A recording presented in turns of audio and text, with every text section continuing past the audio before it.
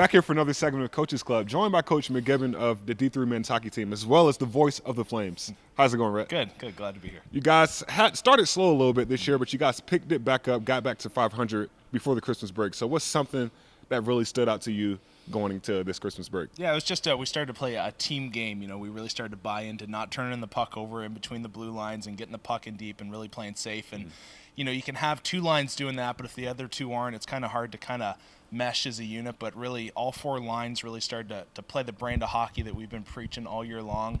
And then along with that, our freshmen really started to figure out the college hockey game, playing against older people that are much stronger, much larger than your standard, 16, 17-year-old. Right. So all those things started to come together at the right time, and then we went on a pretty nice win streak heading into Christmas. Yeah, and like you said, guys got on that win streak. What are some guys that's really stood out during that win streak to propel you guys to get those, huge wins? Yeah, I think leadership was huge for us. Starting off with Marcus Days, he had a bit of a slow start offensively for us, but then really towards Christmas break, he started to find the back of the net regularly, which we needed from, our top line center. And then defensively, Parker McIntyre and Carl Harder. Carl, he's kind of a top four guy for us, and just a positive influence with all the rookies we have on the defensive end of things, just, preaching, stay calm, do things the right way, things will work out. And then Parker, really impressed with his game this year.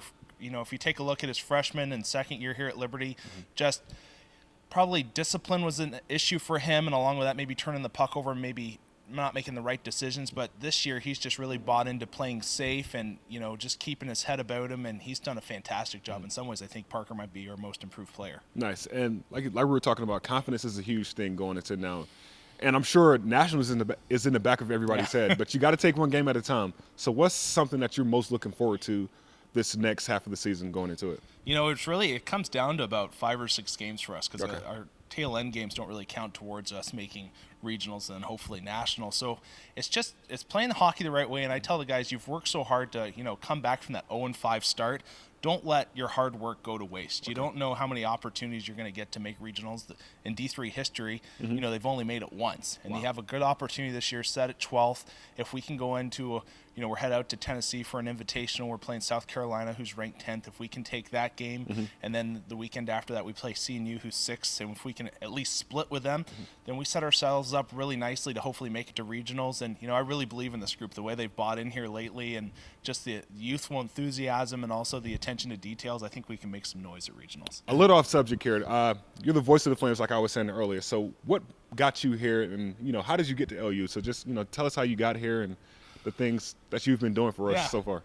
Well, probably not a lot of people know this, but my dad's actually a professor here at Liberty. So that's how I got down to Liberty. He's been down here since 1976 or 77. Wow. So that's how I got to Lynchburg, and then ended up going to Liberty University. And broadcasting, when I was playing Division II here for 1 year, a group of guys I knew were going out to broadcast a national tournament. They're like, hey, you should come, because D2 was our first year ever of D2 in Liberty history, and to be honest, we weren't very good. So we didn't go to nationals, but I said, yeah, sure, I'll go out and broadcast, and I fell in love with it out there. And then, I've always been a student of the game. I've always loved the game of hockey, and then I had an opportunity to coach way back when the program first started at D3, and I was like, oh, this is fun. So, coaching, broadcasting, anything that has to do with hockey I'm up for it. So. Well, you do a great job, and we appreciate your time today. And for Coach Rhett, I'm Gabe Henderson for the Liberty Flames Sports Network, signing off.